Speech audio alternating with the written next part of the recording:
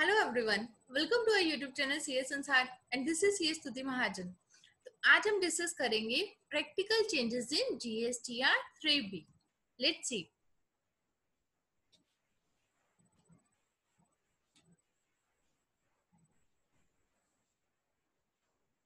As you all know, notifications आई है and circular आया। Notification number 14 and circular number 170। इसके अंदर कई सारी चेंजेस आई हैं जो कि प्रैक्टिकली जीएसटीआर 3B को चेंज कर दिया। उसके अंदर कुछ पॉइंट्स जो उन्होंने चेंज किए हैं। तो अब हम डिस्कस करते हैं practical changes in GSTR 3B। तो सबसे पहले 3B के अंदर जो चेंज करने जा रहे हैं, अभी तक हमारे पास वहां पे टेबल 3.1 के अंदर हम क्या करते हैं, अपनी टैक्स लायबिलिटी जो है वो कैलकुलेट करते हैं। तो अब 3.1 के अंदर एक 3.1.1 इंसर्ट करने जा रहे हैं। उस टेबल के अंदर क्या रहेगा, taxable supplies on which electronic commerce operator means e commerce operator page tax under section 9 subsection 5। तो जो ई कॉमर्स ऑपरेटर जिसमें टैक्स पे करते हैं, तो उनके लिए उन्होंने एक अलग से टेबल इंट्रोड्यूस कर दिया है 3.1.1 के अंदर। ये अभी अमेंडमेंट जो है वो अभी आएगी। अभी पोर्टल के ऊपर अभी तक अमेंडमेंट्स आई नहीं है। नेक्स्ट, जीएसटीआर 3B के अंदर क्या चेंज है, 3.2 टेबल 3.2 अगर आप देखोगे तो ऑलरेडी वहां के ऊपर 3B के अंदर टेबल 3.2 आता है। बट क्या हम लोग उसे फिल करते हैं? नहीं करते हैं। टेबल 3.2 को हम लोग क्यों नहीं फिल करते हैं? क्योंकि टेबल 3.1 के अंदर टैक्सेबल लायबिलिटी अपनी कैलकुलेट होती है। टेबल 4 के अंदर हम लोग अपना आईटीसी कैलकुलेट करते हैं। तो जो टेबल 3.2 है उसका कहीं पे भी प्लस माइनस नहीं हो रहा था अभी तक इन्फॉर्मेशन में। तो हम भी कैसे रिटर्न फाइल करते हैं, जो मैंडेटरी कॉलम्स है उनको फिल कर दो, जो मैंडेटरी कॉलम्स नहीं है उनको छोड़ दो और रिटर्न फाइल करो। तब उन्होंने क्या बोला कि टेबल 3.2 जो है उसको मैंडेटरी कर दिया। Details of interstate supplies made to unregistered persons, composition taxable person and UIN holders. अगर आप कोई भी इंटरस्टेट सप्लाई कर रही हो, अनरजिस्टर्ड पर्सन को कर रही हो, कंपोजिशन टैक्सेबल पर्सन या फिर यूआईएन होल्डर्स को कर रही हो, तो वो सारी डिटेल्स आपको देनी है टेबल 3.2 के अंदर। 3.2 के अंदर जो डिटेल्स रहती है वो रहती है प्लेस ऑफ सप्लाई, स्टेट और यूटी। वहां पे स्टेट वाइज डिटेल्स जो है वो आपकी आएंगी और वहां पे आप उसको ऐड कर करके अपनी डिटेल्स जो है वहां पे फिल कर पाएंगे। नेक्स्ट जो चेंज होने जा रहे हैं जीएसटीआर 3B के अंदर वो क्या है, आप देखोगे यहाँ पे कंपैरिजन है details before amendment and details after amendment. जब अमेंडमेंट वहां पे पोर्टल के ऊपर हो जाएगी तो क्या क्या चेंजेस आएंगे। जो 4 का एलिजिबल आईटीसी का ए पार्ट है, ए पार्ट तो सेम एज इट इज वही रहेगा। बी पार्ट के अंदर क्या है, आईटीसी रिवर्स्ड। अभी तक हम क्या कर रहे थे वहां पे as per rule 42 and 43 of CGST rules, तो ये बी के 1 के अंदर आता था। अब उन्होंने क्या कर दिया, जो बी का 1 पार्ट है as per rule 38, 42 and 43 of CGST rules and subsection 5 of section 17, तो 17 सबसेक्शन 5 की जो रिवर्सल है वो भी उन्होंने 4B1 के अंदर दिखा दी। अदर्स के अंदर अदर्स रहेगा, तो ए में से बी माइनस करके जो अपने पास आएगा वो नेट आईटीसी अवेलेबल वो हमें मिलेगा। और नीचे जो डी पार्ट के अंदर इनएलिजिबल आईटीसी रहता था वहां पे आ जाएगा अदर डिटेल्स। अब हम इसको प्रैक्टिकली देखते हैं कि कैसे होगा। आपको पता है जो रूल नंबर 38 के अंदर जो रहती है, कौन सा आईटीसी रिवर्सल रहता है, जो बैंकिंग इंस्टीट्यूशन की ओर से कोई रिवर्सल ऑफ आईटीसी आता है। रूल नंबर 42 कौन सा आपको रिवर्सल देता है, रिवर्सल ऑफ आईटीसी, अगर आपकी कोई सप्लाई है किसकी, एग्जम्प्टेड गुड्स या सर्विसेज की। और सेम वे में 43 का भी रिवर्सल रहता है ऑन केस ऑफ अगर सप्लाई है आपकी एग्जम्प्टेड गुड्स और सर्विसेज, अगर वो कैपिटल नेचर के हैं। तो इस तरह से जो आपका रिवर्सल है वो आप 4B के 1 में दिखाओगे। और साथ ही में सेक्शन 17(5) का रिवर्सल जो आप पहले कहाँ पे दिखाते थे, डी के 1 के अंदर दिखा रहे थे, अब आपने वो 4B के 1 के अंदर दिखाना है। तो जैसे आप 4B के 1 के अंदर अगर वो रिवर्सल दिखा रहे हो 17(5) का, दैट मीन्स उन्होंने आपको क्लियर कट बोल दिया कि पहले 17(5) का आप आईटीसी ऊपर लेंगे, देन आप उसका नीचे रिवर्सल दिखाएंगे। अभी तक क्या हो रहा था, अलग अलग सब लोग अपना ओपिनियन बना रहे थे। लेट अस सपोज हमारे पास आईटीसी अवेलेबल है 1 लाख, हमने उसका रिवर्सल डालना है 10,000 का, तो 90,000 अवेलेबल है। तो कुछ लोग क्या दिखा रहे हैं, आईटीसी अवेलेबल में 1 लाख, आईटीसी रिवर्सल में 10,000, तो 90,000 आपका आईटीसी अवेलेबल आ गया। बट कुछ क्या करते हैं, सीधा ऊपर 90,000 दिखा देते हैं, रिवर्सल कुछ नहीं दिखाते। तो आपको ये प्रैक्टिस अडॉप्ट नहीं करनी, ऊपर पूरा का पूरा आप आईटीसी मेंशन करेंगे, नीचे जो उसका रिवर्सल बनता है वो दिखाएंगे, देन आपका नेट आईटीसी अवेलेबल जो है वो कैलकुलेट होके आएगा।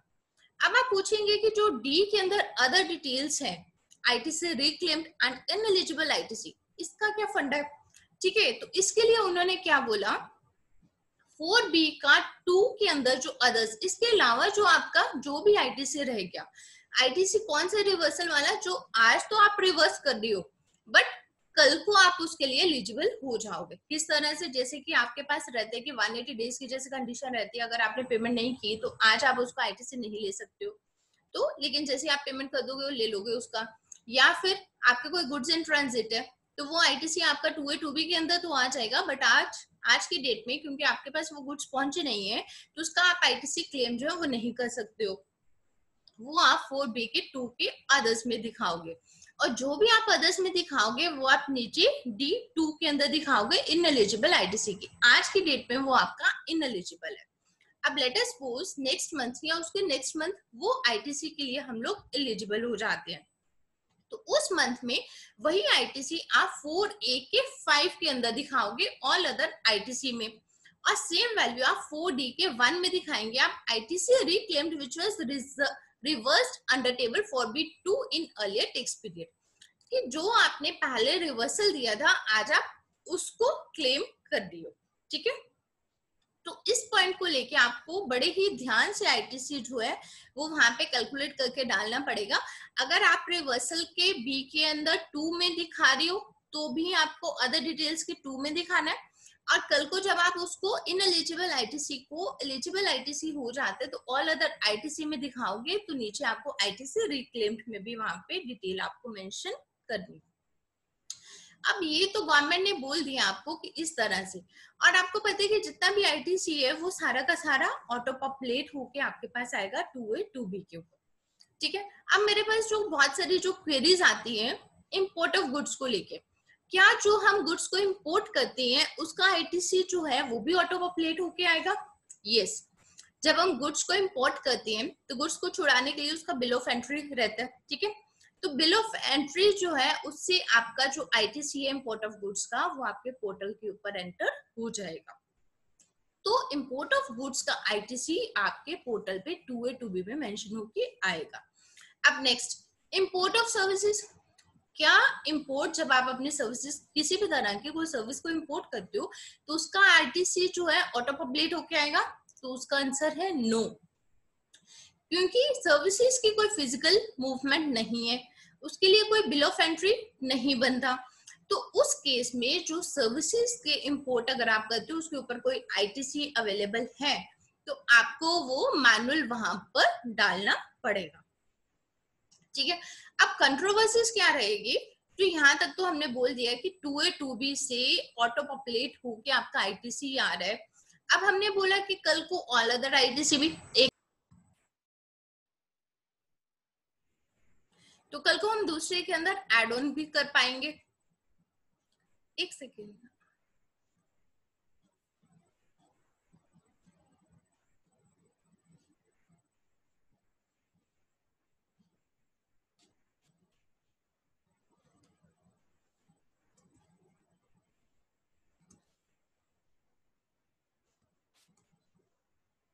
ठीक है, तो इसी को देखते हुए कई सारे चैलेंजेस हैं। अभी क्या है, effective date of change. The amendment in Form GSTR 3B has been done by notification 14 2022 dated 5th July 2022। Notification number 14 जो आई है 5th जुलाई को आई है। ठीक है, तो जो इसके अंदर चेंजेस आए हैं वो नोटिफिकेशन 14 के थ्रू आए हैं जो कि 5th जुलाई को है। अब कंफ्यूजन ये है कि जून 2022 की जो 3B जानी है उसकी ड्यू डेट क्या है 28 जुलाई। तो क्या जो जून 2022 की अभी हम GSTR 3B फाइल करेंगे वो नई अमेंडमेंट्स के अकॉर्डिंगली करेंगे या पुराने के अकॉर्डिंगली? तो इसका एक सिंपल सा आंसर है, अगर तो वो पोर्टल के ऊपर चेंजेस हो जाती हैं तो आप उसको नए अमेंडमेंट के थ्रू कर सकते हो। और अगर वो पोर्टल के ऊपर चेंजेस नहीं होती तो एज इट इज जैसे हम फाइल कर दिए हैं अभी जून की वैसे फाइल कर लो और नेक्स्ट मंथ उसको हम चेंज वे में कर लेंगे। और अभी तक टिल टुडे अभी तक इसकी कोई भी पोर्टल के ऊपर जो चेंजेस है वो नहीं हुई है और पोर्टल के ऊपर चेंजेस होने में टाइम लगता है। यस।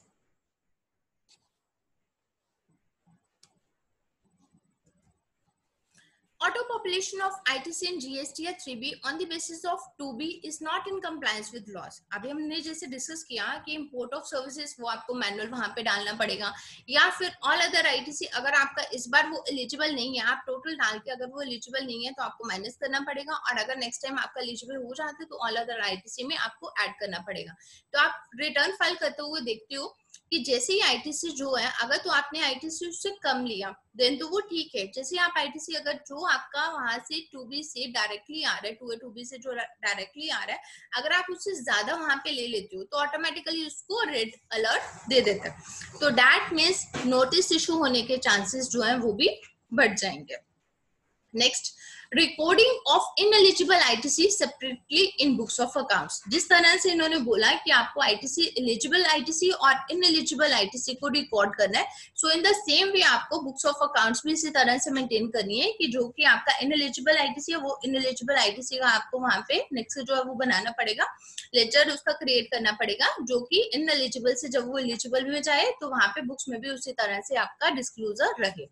तो उसी वे में रिवैम्पिंग ऑफ अकाउंटिंग सिस्टम और ERP in order to comply with the changed requirements. तो उसी वे में आपको अकाउंटिंग सिस्टम जो भी आप लोग यूज कर रहे हो उसके अंदर ये जैसे जैसे अगर 3B के अंदर जो भी चेंजेस आई हैं तो अकाउंटिंग के अंदर भी आपको वो चेंजेस जो है अकाउंटिंग सिस्टम में भी आपको ये चेंजेस करनी पड़ेंगे। तो क्योंकि अभी हमारी 3B जो है ये एक मेन रिटर्न रहती है जो कि हमें 20th को फाइल करनी है, तो ये मोस्ट इंपॉर्टेंट चेंजेस है। अगर तो हमारे 20th तक 3B पोर्टल के ऊपर ये चेंजेस आ जाती हैं तो हमें चेंज वे के अंदर ही अपनी जो रिटर्न है वो फाइल करनी चाहिए। और इनकेस अगर ये चेंजेस अभी पोर्टल के ऊपर नहीं होती तो आप अभी जो रिटर्न फाइल करनी है जून मंथ की जो हमें ड्यू डेट है जो कि 20 जुलाई को, वो हम पुराने वे से फाइल कर सकते हैं एंड देन उसके बाद हमें इसी वे से करनी है रिटर्न फाइल। और जो इसका एलिजिबल ITC और इनएलिजिबल ITC को लेके जो हमारा टेबल नंबर 4 है वो बड़े ही ध्यान से आपको वहां पर फिल करनी है, वहां पे वैल्यूज फिल करनी है, अदरवाइज नोटिस इशू होने के चांसेस जो है वो बहुत ज्यादा है। So thank you, this is all for the day. Thank you for watching this video. Thank you.